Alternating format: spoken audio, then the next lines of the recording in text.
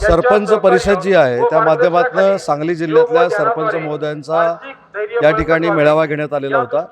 त्यांच्या अडीअडचणी काय आहेत त्या शासनापर्यंत पोचाव्यात यासाठी हा मेळावा होता आणि मी त्यांना शब्द दिलाय की जयकुमार गोरे साहेब आणि मी पुढाकार घेऊन राज्याचे मुख्यमंत्री आणि उपमुख्यमंत्री या दोघांशीही बैठक करून त्यांच्या प्रश्नाला न्याय मिळवून देण्यात येईल।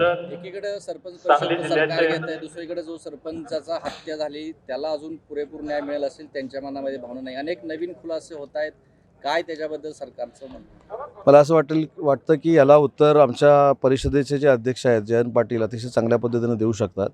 शिवसेना म्हणून एकनाथ शिंदे साहेबांची त्या क्षणापासून भूमिका अशी आहे की संतोष देशमुख स्वर्गीय संतोष देशमुख याच्या घरावर जे संकट कोसळलेलं आहे त्या कुटुंबासोबत आपण आहोत आणि संतोष देशमुखच्या मारेकऱ्यांना कडक शासन झालं पाहिजे ही शिवसेना म्हणून आमची भूमिका आहे।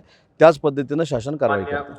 वाघ्या पुत्र्या त्यांनी विचारलंय सरकारला शिवस्मारक अद्याप उभा करता आलं नाही, त्याबद्दल त्यांनी राग व्यक्त केला। मला असं वाटतं की या बाबतीमध्ये मी बोलणं उचित नाही, कारण संभाजीराजेंनी एक पत्र दिलेलं आहे त्याच्यावर उदयनराजेंनी देखील स्वतःची भूमिका मांडलेली आहे। या दोन्ही भूमिकांचा विचार मुख्यमंत्री महोदय आणि दोन्ही उपमुख्यमंत्री करतील आणि त्याच्यावर योग्य तो निर्णय घेतील। इनकमिंग वाढलं असं बघता याकडे पहिली गोष्ट आमचा शिंदे गट नाही, उबाठा गट आहे।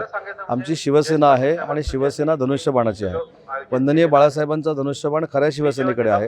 तर माझी आपल्याला देखील विनंती आहे की आमचा शिंदे गट नाही, आमच्या शिवसेनेचं नेतृत्व एकनाथ शिंदे साहेब करतायत आणि एकनाथ शिंदे साहेबांच्या नेतृत्वाखाली त्यांनी जे 2.5 वर्षात मुख्यमंत्री म्हणून काम केलेलं आहे त्याच्याकडे बघून अनेक युबीटीचे पदाधिकारी ही शिवसेनेमध्ये येत आहेत आणि तुम्हाला सांगलीची देखील परिस्थिती माहिती असेल।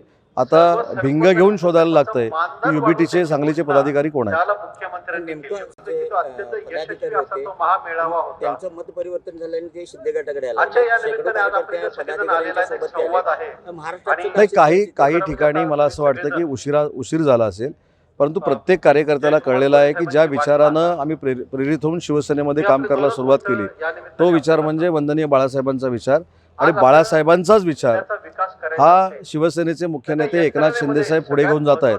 हे ज्यावेळी कदाचित उशिरा का होईना काही लोकांच्या लक्षात आलं त्यावेळी शिंदे साहेबांकडे बघून सगळ्यांनी शिवसेनेमध्ये प्रवेश करण्याचा निर्णय घेतला। ठीक आहे।